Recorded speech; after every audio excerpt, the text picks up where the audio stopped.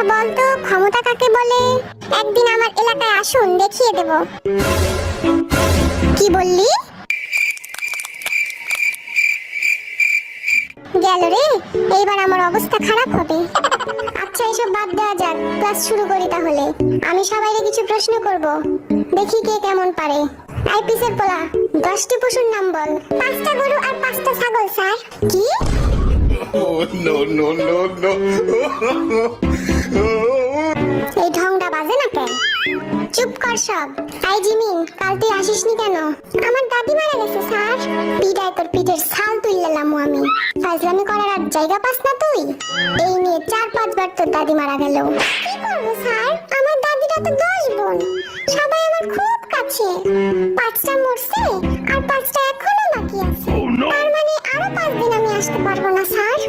এই জিমিন খালি মিশা কথা কয়, বুঝলি?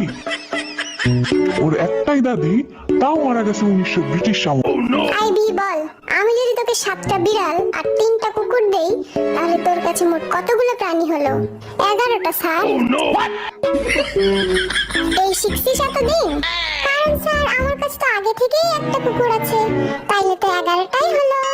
আল্লাহ গো, এই আমি কই আইছি? এবার জাঙ্কুক বল, সূর্য পশ্চিম দিকে ওঠে না কেন? আমি পরীক্ষায় পাশ করি না বলে।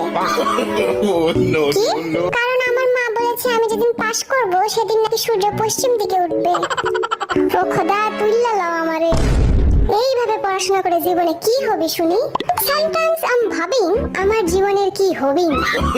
Oh, no, no. আমি ক্যান সি তোর ভবিষ্যৎ গোয়িং অন্ধকারিং। সো ইউ হ্যাভ টু পড়াশোনা রেগুলারলি। আমাকে আমার মতো পড়তে দাও। আমি পড়াকে নিজের মতো কমিয়ে নিয়েছি, যেটা পড়িনি সেটা না